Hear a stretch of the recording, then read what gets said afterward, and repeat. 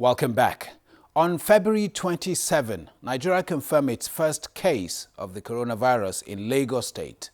Since then, the number has risen, while some have recovered. 2 deaths have been recorded. In the interview segment today, we look on how the state and federal government have managed the coronavirus pandemic.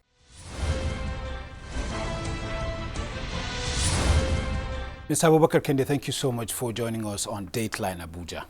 It's my pleasure. Thank you very much for having me. Since the outbreak of this pandemic, we've seen responses from governments at all levels, state, local government, and even the federal government. I'd like to get your assessment on the response so far, beginning with the federal government's response. As you may be aware, when we had the outbreak in January in China, Nigerian society had organized a press briefing in the first week of February to draw the attention of government and indeed other partners on the potential dangers for this dreaded pandemic disease. Since then, we have been on the watch to see the efforts of government and, of course, other individuals that are supporting this.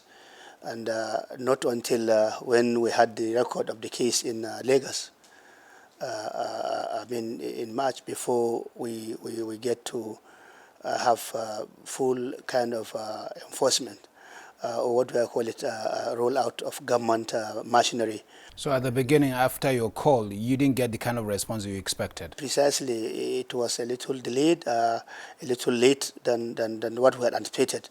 But I also want to say clearly that the government of the Federation, particularly the federal government, has done a tremendous job from the Federal Ministry of Health through the NCDC. A lot of work has been done to see that this situation is being contained and that Nigerians are protected. Also at state level, I will mention in particular Lagos State. Our branch in Lagos, we initially supported them to start working on the Lassa fever outbreak, and subsequently with the report of the incident, they are now collaborating with the government. They already have mobilized about 80,000 volunteers in Lagos State, mainly to support the effort of governments.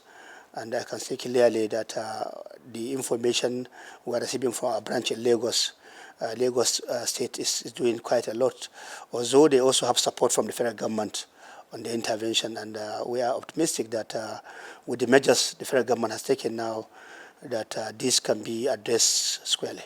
Mr. Kende, Lagos is just one of the 36 states in this federation. What are you getting from the other states?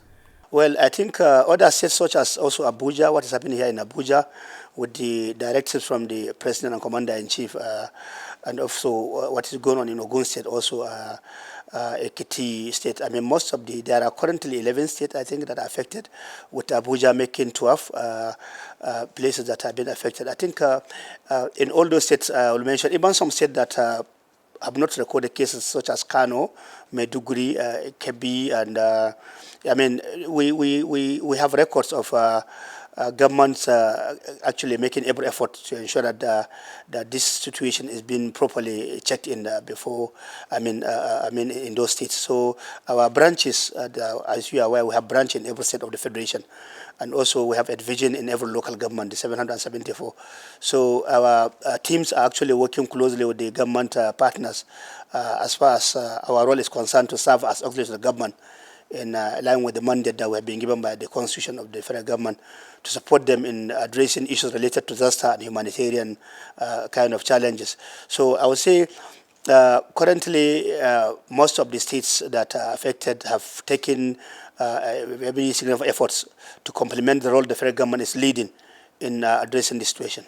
Interestingly, in spite of this thumbs-ups you're giving the states and the federal government, you're still calling for scaling up of the response so far. Why is that?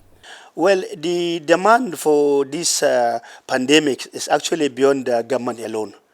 We have seen even in the developed nations, countries like US, China, Italy, Spain, UK, what is happening. So I think it will be very kind of helpful, for the general public and indeed individual and philanthropists and other corporate organizations to support the effort of government in this area.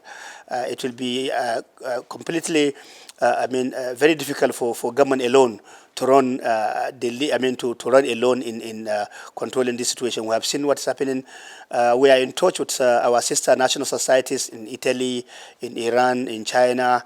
That the work that has been done there, we are getting some information about the best practice, what they have done, and we are also sharing it with our partners here in Nigeria.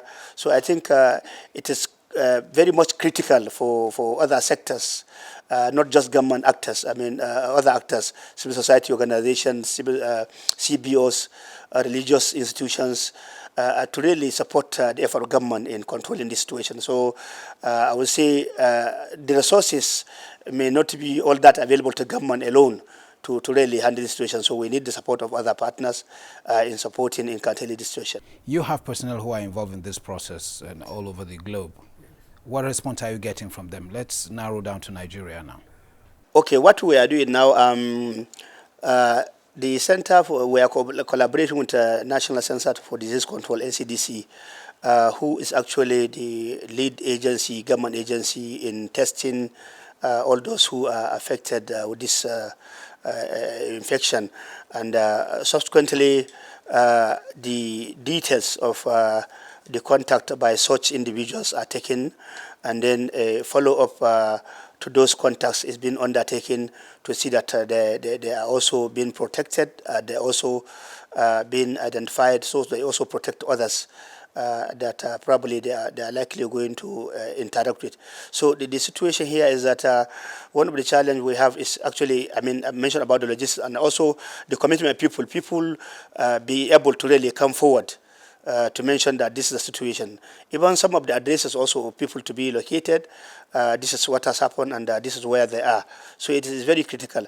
Unfortunately, some people are also stigmatizing. They are even trying to make those people to be seen as if they have committed an offense, whereas in the real term, there is no offense in this. This is not a situation whereby somebody deliberately want to infect others. Most of the carriers of this disease, they actually they do not know. So for this reason, it is very critical that contact test has been done, and since this element can only be passed actually through contact with those who have been infected, so it is very critical that we support identifying every kind of contact so that they are identified, and then probably as in line with the standard regulations, criteria being provided by FMS, that people are protected. Mr. Kende, let's close by looking at the people. You work, by virtue and mandate of your organization, you work directly with the people. At a time when there seems to be so much panic, what would be your message to Nigerians at this point in time? Well, any situation that is of require humanitarian assistance, people need to be calm. The only way you can overcome situations like this is actually when you are panicking will only exacerbate the situations. Unfortunately, we have a lot of rumor. People are sending a lot of rumor. So I will advise that people should listen carefully and closely to very certified organizations and institutions. The media in particular, televisions and radio stations, the messages that are being given by Federal Ministry of Health, NCDC, National Emergency Management System, all the stakeholders are in this. So taking information from unknown source, unverifiable information actually will only create more problems than necessary. So it is important people should adhere strictly to the approved guidelines and messages that are being provided, rather than to take in all these rumors that are coming all over. On that optimistic note, I'd like to thank you for your thoughts on this matter. Truly appreciate it. Thank you very much, Alhaji Bayim. We're careful.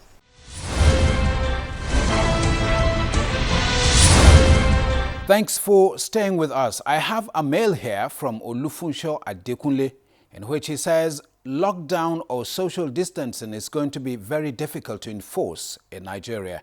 He says the absence of water supply in the FCT, especially in Buhari access. Please let the water board do the needful. All hands should be on deck to ensure that citizens are provided with basic amenities, especially water. If one person has this virus in the already congested satellite towns, then you can imagine the spread. God bless Nigeria.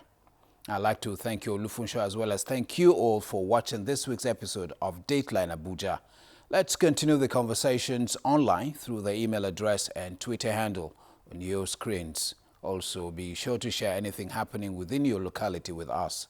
I'd like to also remind you that you can view the program on youtube.com/channelsweb/videos. Thank you for your time. I'm Ibrahim Adra. It's bye for now.